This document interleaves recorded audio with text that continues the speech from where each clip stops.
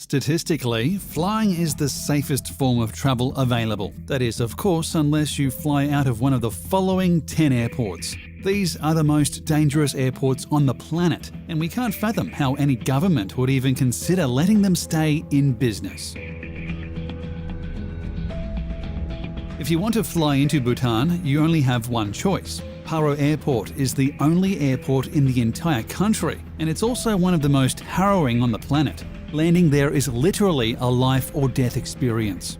Bhutan is a tiny country surrounded entirely by the Himalayan mountains, and what do airplanes hate more than just about anything in the world? That's right, mountains. Not only is the country surrounded by them, they all but conceal the airport until the last minute. That means that the pilot has to navigate by sight multiple jagged edges and peaks while quickly descending to the runway after one final, super sharp 45-degree turn. They do all this while dealing with heavy turbulence caused by the powerful mountain winds. Upon landing, passengers literally cheer. They do so both to applaud the pilot's expertise and pinpoint flying abilities and to celebrate the simple fact that they're still alive. If you're a pilot and think you can fly Bhutan's dangerous skies, you're probably wrong. Currently, only 8 people are qualified to fly into Barra Airport, and even they can only arrive in the daytime. You stand a better chance of getting struck by lightning right after winning the lottery with a ticket you purchased from the Loch Ness Monster. The typical airport runway stretches anywhere from 8,000 to 13,000 feet. Hwangcho-i Airport has no use nor room for such luxuries. Its runway, the shortest of any commercial airport in the world, stretches a mere 400 metres or 1,300 feet. That isn't much more than the length of 4 football fields, and it leaves zero room for error on the pilot's part. As if a barely there runway isn't harrowing enough, whoever visited Sabah Island and decided to build an airport there didn't consider location all that much. Hwangcho Airport is built directly below a mountain and right next to the sea. This means that on one side of the runway lie jagged mountain edges, and on the other side is a steep cliff that drops straight into the ocean. If the pilot doesn't land perfectly on the minuscule runway, everybody on board is in major trouble. Perhaps not shockingly, most planes cannot land here. Commercial jets, for example, are banned from even attempting to arrive at this crazy little airport.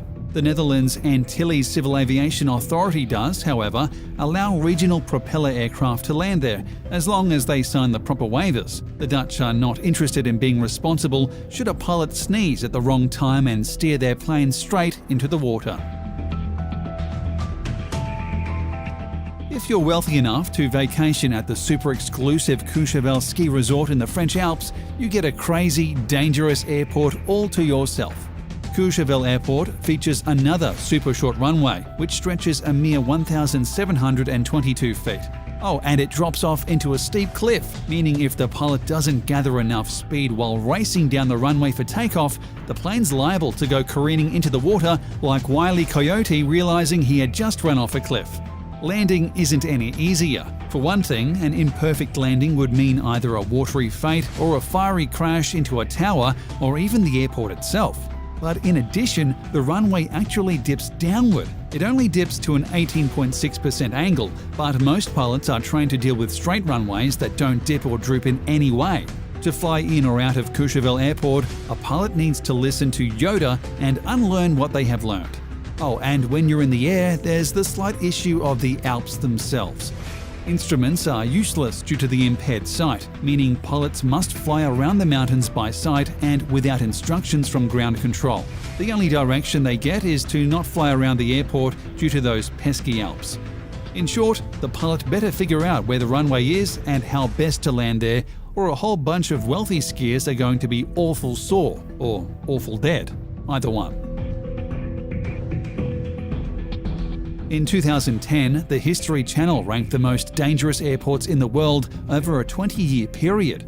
Coming in at number 1, Nepal's Tenzing Hillary Airport, which was built smack dab in the middle of the Himalayan mountains and contains nearly every dangerous airport trope wrapped up into one tidy and deadly little package. For starters, the airport itself is roughly 9,500 feet above sea level, meaning even while taking off and landing, a plane must deal with wind and turbulence that, thanks to ever-changing weather up high in the Himalayas, could arrive at any time. The runway itself is barely more than 1,700 feet long, and it sports jagged mountain edges on one side, a steep cliff on the other, and a fun vertical drop-off at one end. What's more, the tiny runway surrounded by danger is uneven and bumpy, with an upward curve of around 12%. That's just enough of an angle to make planes lose speed and momentum when taking off, along with gaining too much speed while landing. Unsurprisingly, Tenzing Hillary Airport has recorded many injuries and deaths over its 60-year history. Due to all this, Nepal only allows small propeller planes and helicopters to operate here. Sorry, commercial jet pilots, you're just going to have to work somewhere safer. It may be named after one of the greatest soccer players in history, but Portugal's Cristiano Ronaldo Airport deserves all the red flags for its dangerous history and shoddy attempts to become safer.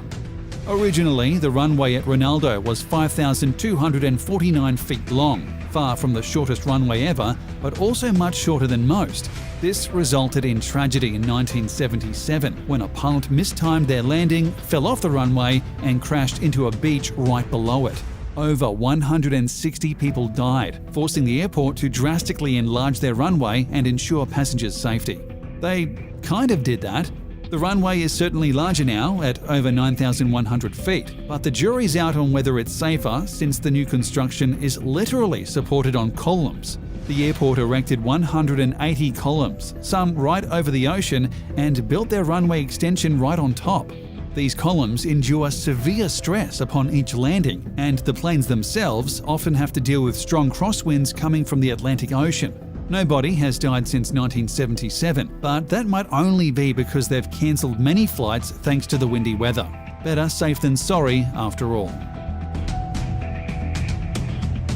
It's fitting that Gibraltar International Airport is named the way it is, because whoever designed the place and chose its location must have had rocks in their heads. The airport's runway actually intersects with a road, and not just any road either. The runway actually cuts through the main road for entering and leaving Gibraltar, which has to shut down every time a plane needs to pass through.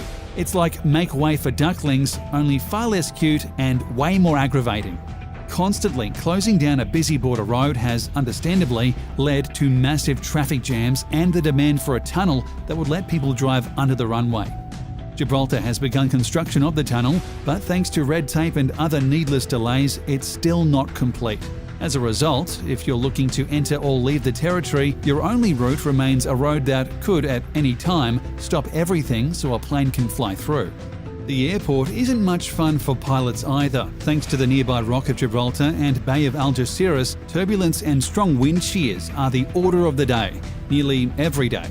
This makes landing extra difficult and pulse-pounding, as if ensuring you don't crush any cars while landing on the runway wasn't stressful enough. In 1941, the US Department of Defense built Narsarsuaq Airport in southern Greenland, after realizing the country needed a second airport that could service large planes. That's wonderful, except for the part where they picked a terrible location and gifted the country with a less than ideal runway. This airport is located around a fjord, which means strong crosswinds and severe turbulence are typically the order of the day. Even when the weather is otherwise pleasant, the wind can make life difficult for any pilot. Then there's the mountainous area surrounding the airport that the pilot must navigate before setting sight on the runway. Said runway, by the way, is a mere 6,000 feet long, just to add to the challenge.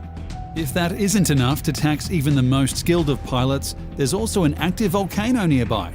Said volcano tends to erupt fairly regularly too, and when it does, it sends tiny shards of silica everywhere. Silica is a sharp bit made from melting ice, so imagine shattered glass flying in all directions. This can and has easily damaged numerous planes and their engines. Sadly, the only thing pilots can hope for here is that the volcano goes dormant, and there are currently no signs of that happening. As it's abundantly clear by now, nobody should ever build an airport that's surrounded by large, jagged mountains. And yet, countries keep doing it, even if the result is needless tragedy after needless tragedy. Many consider Tonkin Tene Airport in Honduras one of the most dangerous airports on Earth, and for good reason. It's completely surrounded by mountains, meaning pilots cannot simply approach their landing head-on like in normal airports. Instead, they must make a quick, sharp descent accompanied by an equally sharp and quick turn. Only after doing so can they even hope to line up with the runway and prepare for landing.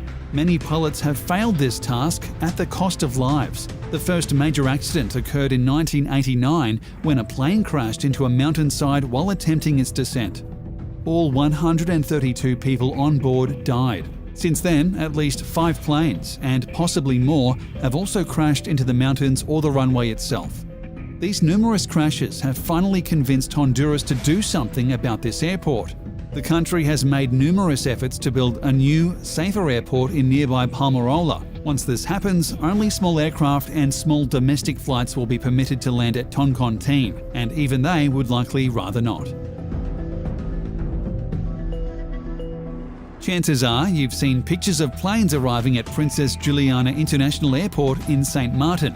Viral shots of a plane flying right over sunbathers at nearby Maho Beach have gone viral many times over, and for good reason. It looks plain awesome. But the reason those planes fly so close to beach dwellers is far less awesome.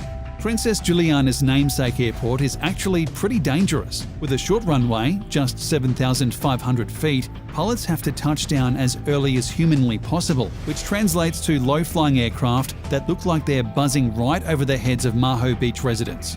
Unfortunately, this is not without its risks. Strong winds and sand gusts can rip through the beach and overwhelm beachgoers, but that's just the best-case scenario.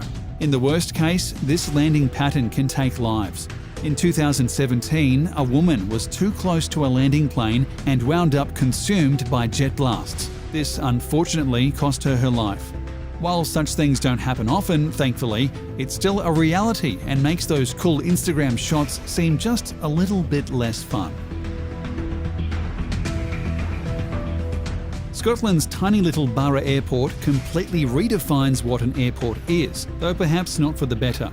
It's less an airport and more a single building overlooking the beach. The runway, if you can call it that, is right on the beach, and if it's high tide, then the runway literally goes underwater. This leads to almost surreal images of planes landing in the water, though if such a landing isn't timed right, the watery landing can easily become a crash. Occasionally, fog, clouds, or plain old darkness makes landing extra difficult. Rather than let the pilots take their chances, nearby cars have been known to use their headlights to give the pilot the lighting they need to make their landing. It's either that or crash on the beach, so it's good that everybody chips in to avoid such a mess.